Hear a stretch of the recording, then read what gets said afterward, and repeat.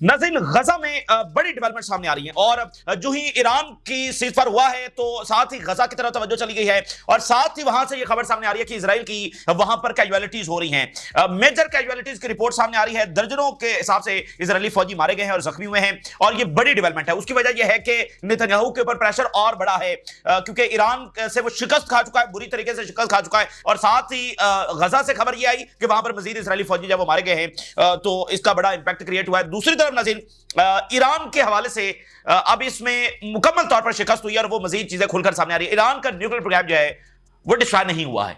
एक बहुत बड़ी शिकस्त, ईरान का न्यूक्लियर प्रोग्राम जो है वो डिस्ट्रॉय नहीं हुआ है और साथ ईरान के जो टॉप कमांडर्स हैं जिनके बारे में दावा किया गया था कि वो शहीद हो गए हैं, वो भी सर्वाइव कर गए हैं और वो पब्लिक में आकर रैली से खिताब कर रहे हैं।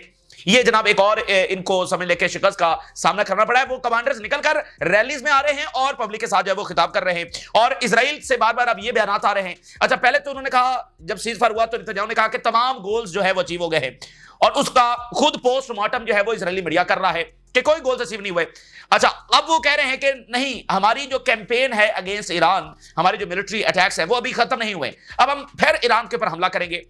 अच्छा, इसका जवाब ईरान से आने से पहले ट्रंप से जवाब आ रहा है। जो इजराइल कहता है कि हम हमला करेंगे ईरान के ऊपर, उसका जवाब ट्रंप से आता है और इंतहाई सख्त अंदाज के अंदर। पब्लिकली ट्रंप साहब ने गालियां इजराइल को दी हैं और हिस्ट्री के अंदर, अमेरिका और इजरायली रिलेशंस की हिस्ट्री के अंदर किसी अमेरिकी सदर ने इतनी छितरौल नहीं की किसी इजरायली वज़ीर आज़म की जितनी ट्रंप ने कर दी है। यानी सबसे बड़ा प्रो सदर ट्रंप, उसने जितनी छितरौल नेतन्याहू की है किसी अमेरिकी सदर ने किसी इजरायली वज़ीर आज़म की नहीं की।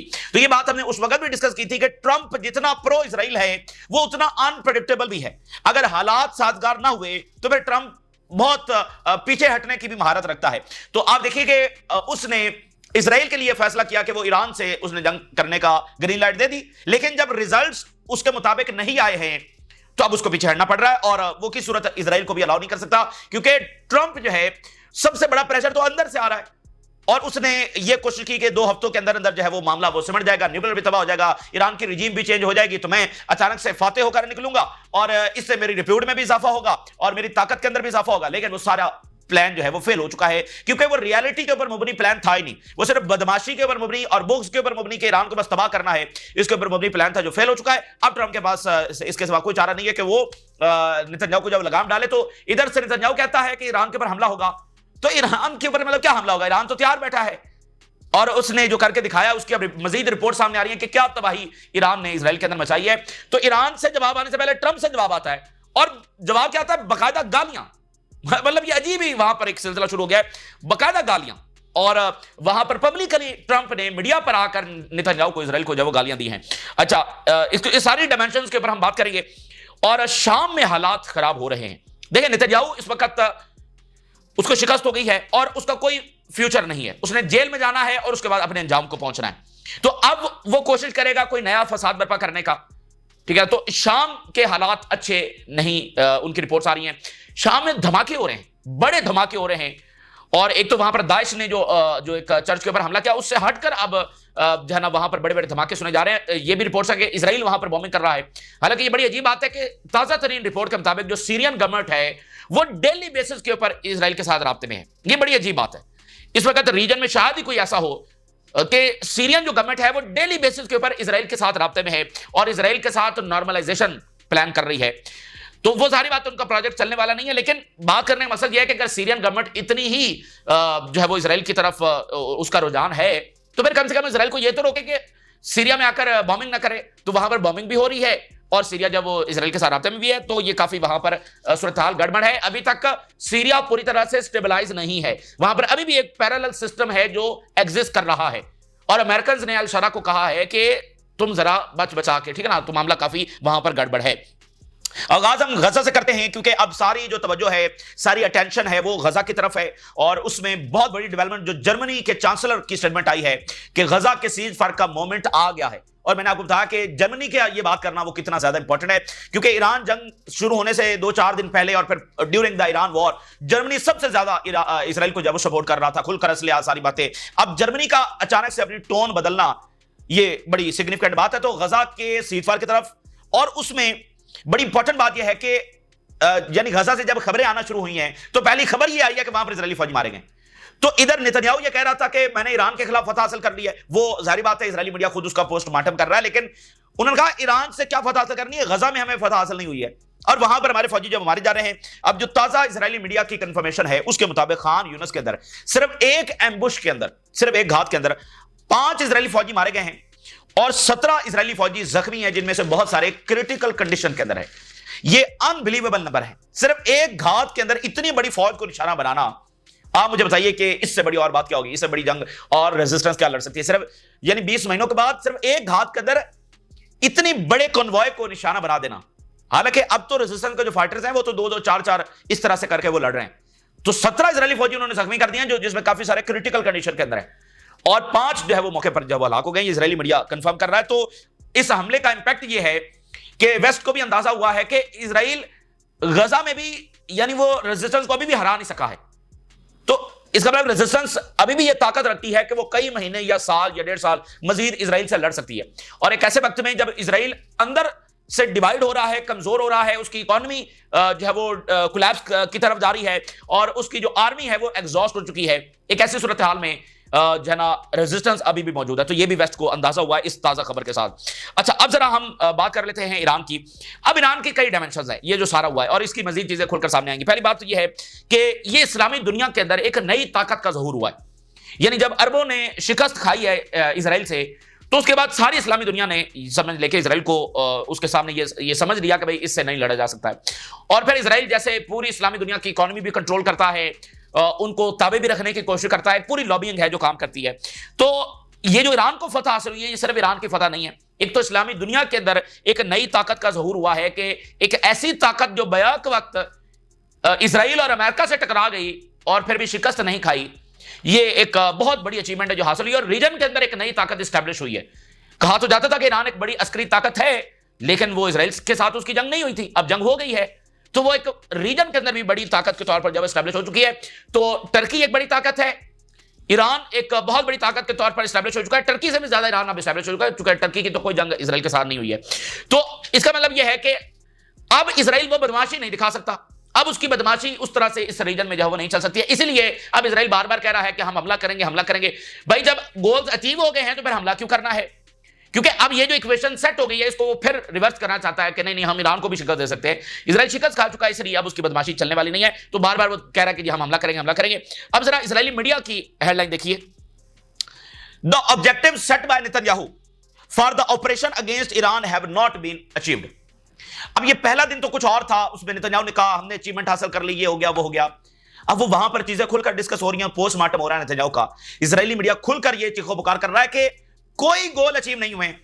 अच्छा, तो अब मतलब ये कितनी मुज़ेका खेज बात है कि सबको पता है कि गोल्स यहां पर क्या थे। यानी अभी कल की बात है, हम ये डिस्कस कर रहे थे, नेतन्याहू के बयान आपके सामने रख रहे थे, ट्रंप के बयान आपके सामने रख रहे थे कि जो है वो यहां पर रिजीम चेंज की जो वो खौफनाक प्रोजेक्ट जो है वो लॉन्च किया जा चुका है और क्या ये रिजीम चेंज हो सकेगी, नहीं हो सकेगी, क्या ईरान रेजिस्ट कर सकेगा, ये सारी बातें तो डिस्कस हो रही थी खुलकर। नेतन्याहू और ट्रंप कह रहे थे कि ये रिजीम जब नहीं बचेगी। ट्रंप ने तो ये तक कह दिया था कि ये पूरा ईरानियन एम्पायर, यानी ये जो पूरी लैंड है जो जहां पर इस वक्त ईरान है, वो नहीं बचने वाला, यानी उसको कई हिस्सों में तकसीम कर दिया जाएगा। ये तक ट्रंप जब धमकियां लगा चुका है। और मैक्रोन कह रहा था कि रिजीम चेंज मत करो, इससे जब वो क्योस फैल जाएगा। मैक्रोन उसकी बखालो, भाई सारी डिबेट ही ये थी कि रिजीम चेंज, वो कह रहे थे हम करेंगे, इधर से ये कह रहे थे कि हम पूरी तरह से लड़ने के लिए तैयार है, और बाकी सब ये तजिए कर रहे थे कि भाई होगी नहीं होगी। अब वो कह रहे रिजीम चेंज तो हमारा मकसद नहीं था और हमारे गोल्स है। और भाई कौन से गोल्स है जो अचीव हो गए हैं? ठीक है, तो वो इजरायली मीडिया खुद उस बात का पोस्टमार्टम कर रहा है कि कोई गोल्स अचीव नहीं हुए। सबको पता था गोल्स क्या है, न्यूक्लियर और रिजीम चेंज, खाना जंगी, मुल्क को तोड़ना, एक फेल्ड स्टेट ईरान को बना देना, फिर उसके ऑयल, उसकी मादनियात और उसके गैस के ऊपर कब्जा कर लेना, और फिर ईरान को निशाने ब्रत बनाकर बाकियों से अपनी टर्म्स के ऊपर अनकंडीशनल सरेंडर करवाना। यह बुनियादी तौर पर गोल था, जो कि इसके अंदर वो फेल हो चुका है। और आप जरा अंदाजा करिए कितनी बड़ी चपेट इनको पड़ी है। अभी तक रशिया और चाइना और नॉर्थ कोरिया की एंट्री इस जंग में नहीं हुई थी। अमेरिका तो आ चुका था और पहले दिन से साथ था इजराइल के, इंटेलिजेंस मदद उसकी थी, लॉजिस्टिक सपोर्ट उसकी थी, एयर फ्यूलिंग वो दे रहा था, सारा कुछ तो अमेरिका दे रहा था और बर्तानिया पहले दिन से दे रहा था। रशिया, चाइना और नॉर्थ कोरिया, इनके भी एंट्री नहीं हुई थी, इनकी अभी एंट्री होना थी, और उनकी एंट्री से पहले ही जो है ना वो इजराइल और अमेरिका शिकस्त खा गया, अमेरिका पीछे हट गया और इजराइल शिकस्त खा गया। तो इसलिए अब वो कह रहे हैं हम दोबारा हमला करेंगे। अब दो हेडलाइंस मैं आपके सामने रखता हूं। इजराइल कह रहा है हम दोबारा हमला करेंगे, Al Jazeera, Israel vows campaign against Iran is not over as ceasefire takes hold. अब ताजा तरीन जो इसराइल ने बयान जारी किया है कि हमारी जो अटैक है वो अभी खत्म नहीं हुआ है ईरान पर। अच्छा, इसका जवाब अभी ईरान से आना था, लेकिन इसका जवाब कहां से आया? Trump warns Israel not to attack Iran as fragile ceasefire holds. यानी इजराइल वॉर्न्स के अगेंस्ट ईरान और ट्रंप वॉर्न्स अगेंस्ट इजराइल। अब ये अजब ही किस्सा है जो वहां पर जब वो छिड़ चुका है। तो इजराइल कह रहा है कि हम हमला करेंगे, वो जब हमला करेंगे तो ईरान तो फिर उसके लिए तैयार बैठा हुआ है। वो ईरान को जवाब देने की भी नौबत नहीं आ रही, उसका जवाब ट्रंप से आ रहा है, खबरदार जो तुमने ईरान के ऊपर हमला किया। और ट्रंप ने अपने ट्वीट के अंदर लिखा है गॉड ब्लेस ईरान। ये ट्रंप अपने ट्वीट के अंदर लिख रहा है। तो ये बिल्कुल जब शिकस्त खा गए। और जो मागा वाले हैं उनका शदीद तरीन प्रेशर जो है वो इस वक्त ट्रंप के ऊपर है। ये बड़ा डिसाइडिंग फैक्टर था जिसको हम डिस्कस कर रहे थे। मैं आपके सामने एक मिसाल रखता हूं, ताजा तरीन इस वक्त सूरत हाल क्या, और बिल्कुल ट्रंप इस जंग में इन्वॉल्व नहीं होने वाला है और बिल्कुल नेतन्याहू जब फारिग हो चुका है। अब आप देखिए, और ये बिल्कुल मैं आपको बता दूं कि गजा के सीज़फायर की तरफ ये मामला ये मागा वाले लेकर जाएंगे। अच्छा, बर्नी सैंडर्स जो है ये अमेरिका के एक फेमस सेनेटर हैं और 83 ईयर इनकी एज है और ये 1990 से सेनेटर हैं, यानी सीनियर मोस्ट सेनेटर है अमेरिका के। इस वक्त ये सड़कों पर निकले हुए हैं, यानी 83 ईयर इनकी एज है और इस वक्त सड़कों पर निकले हुए हैं। और इस पूरी जंग के दरमियान पिछले 5-7 दिनों में ये सड़कों के ऊपर थे और इन्होंने अपने पूरे करियर में इतनी बड़े इज्तिमात, इतनी बड़ी रैलीज ये नहीं निकाल सके हैं कि इनकी कॉल के ऊपर इतने लोग निकल आए। ये इस इशू के ऊपर, ईरान के इशू के ऊपर हजारों की तादाद के अंदर अमेरिकन निकले हैं, रैलीज निकाली हैं, इज्तिमात हुए हैं जिससे बर्नी सैंडर्स खिताब कर रहे हैं। और वो मतलब बिल्कुल एक अजब बात है, बिल्कुल एक गैर मामूली बात है। यानी जितना ट्रंप जब खिताब करता है तो जितने लोग आपको नजर आते हैं, बर्नी सैंडर्स को सुनने के लिए इतने लोग आए हुए हैं। और उसमें बात क्या हो रही है? किसी सूरत ईरान की जंग हमारी जंग नहीं है और इजराइल जो है वो हमारा पैसा जाया कर रहा है। और उसमें इराक की जो वॉर है बहुत ज्यादा डिस्कस हो रही है कि इराक की जंग में ये नेतन्याहू जो हमें लेकर गया और उसमें जो इसकी कांग्रेस के अंदर जो इसकी स्टेटमेंट्स ऑन रिकॉर्ड पड़ी हुई हैं, इसने कहा था अगर इराक के ऊपर हमला हो गया तो बड़ा अच्छा हो जाएगा। वो डिस्कस हो रहा है कि ये बंदा हमें लेकर गया, थाउजेंड्स ऑफ अमेरिकन की कैजुअलिटीज हुई, ट्रिलियंस ऑफ डॉलर्स हमने इराक वॉर के अंदर हारे सद्दाम हुसैन के खिलाफ जंग में। और अब ईरान की वॉर हमारे लिए उससे भी ज्यादा तबाहकुन साबित होगी, हम किसी तौर इस जंग का हिस्सा नहीं बनेंगे। ये पिछले 5-7 दिनों में बर्नी सैंडर्स ने बड़ी बड़ी रैली से खिताब किया और इस वक्त भी आज भी उनकी एक रैली हुई है। तो ये मिसाल सिर्फ एक मैंने आपके सामने दी है कि वो बंदा जो सारी उम्र चंद सौ बंदे शायद वो खिताब करता रहा, आज thousands of, tens of thousands of American निकले और उसकी बात सुन रहे हैं।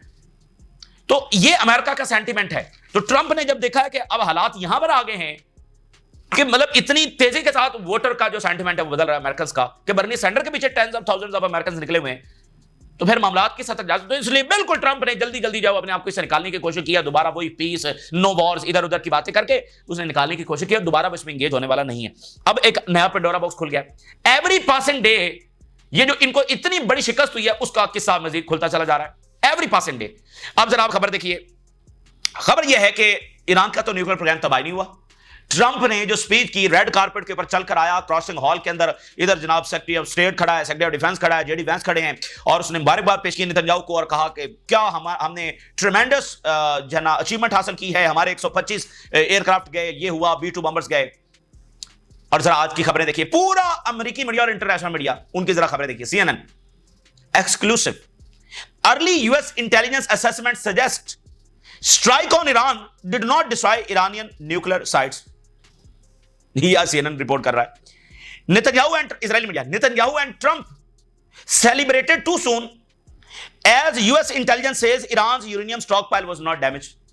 हमारे यहां कहते हैं कि इन्होंने जल्दी मिठाई खा ली, तो ट्रंप और नेतन्याहू ने जरा जल्दी मिठाई खा ली। अब पता चल रहा है कि वो तो डिस्ट्रॉय नहीं हुआ।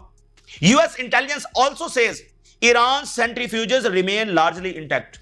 वो यूरेनियम का जो अफजूदा यूरेनियम थी उसको भी कोई नुकसान नहीं हुआ। और इससे भी अगली बात, वो जो सेंट्रीफ्यूजेस लगी थी वो भी लगी हुई हैं। अंदाजा कर लें, इतनी बढ़िया शिकस्त की रिपोर्ट्स आ रही है।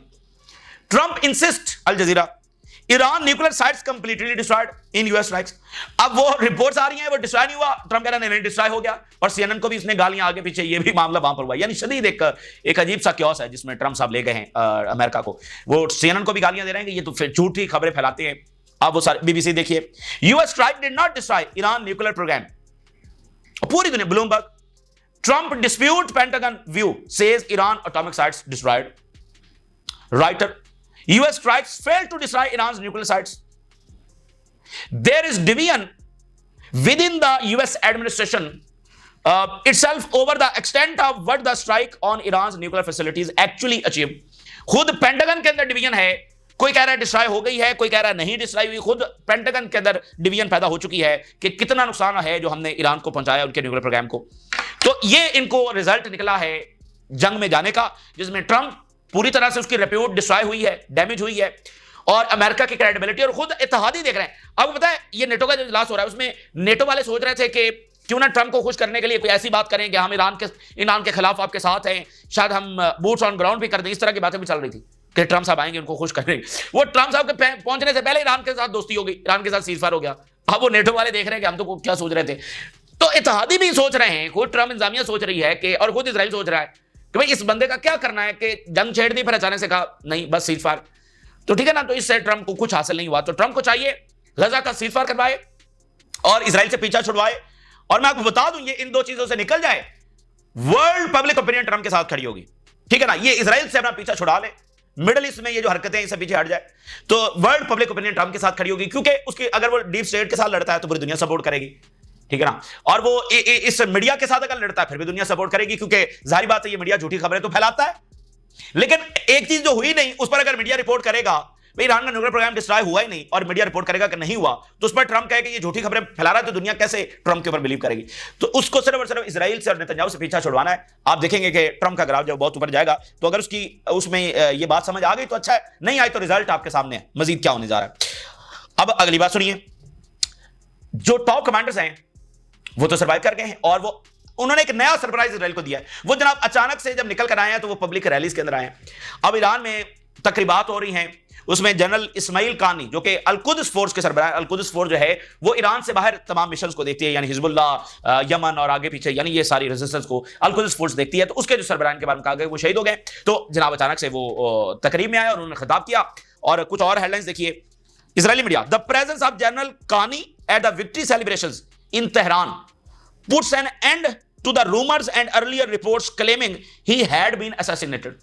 वो जनरल इस्माइल कानी था, और जनरल इस्माइल कानी से इनको सबसे ज्यादा तकलीफ इसलिए है क्योंकि वो बाहर के ऑपरेशन देखते हैं ना, यानी रेजिस्टेंस को सारी सपोर्ट और वो ये जनरल इस्माइल कानी करते हैं, अल-कुद्स फोर्स करती है, तो इसलिए इनको बड़ी तकलीफ है इससे। Pezeshkian hails Iranian people as architect of historic victory। ईरानी सदर ने जाकर खिताब किया है। Iran declares victory as ceasefire forces Israeli retreat।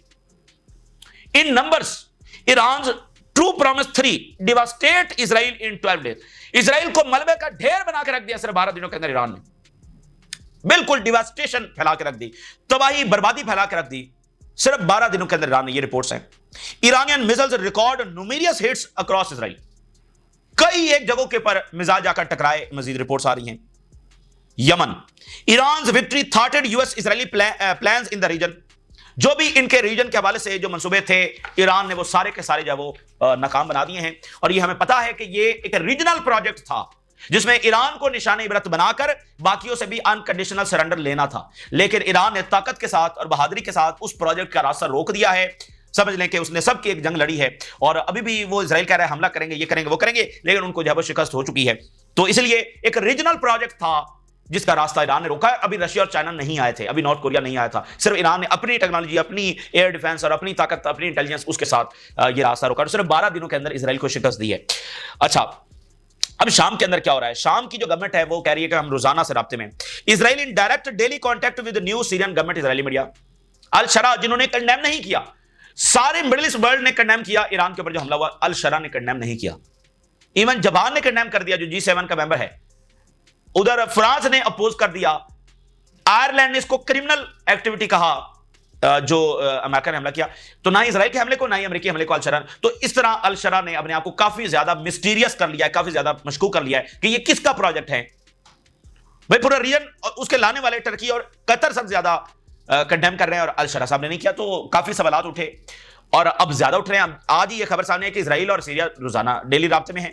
तो अल शरा साहब क्या करना चाह रहे हैं? साथ ही एक अमेरिकन एम्बेसडर हैं, उनकी एक बात है, उन्होंने कहा जी मैंने पॉलिटिकली तरबियत की है अल शरा की। अमेरिकन एम्बेसडर कह रहा है। अच्छा, अब आप देखिए कि loud explosions in Syrian defence ministry in Latakia country side.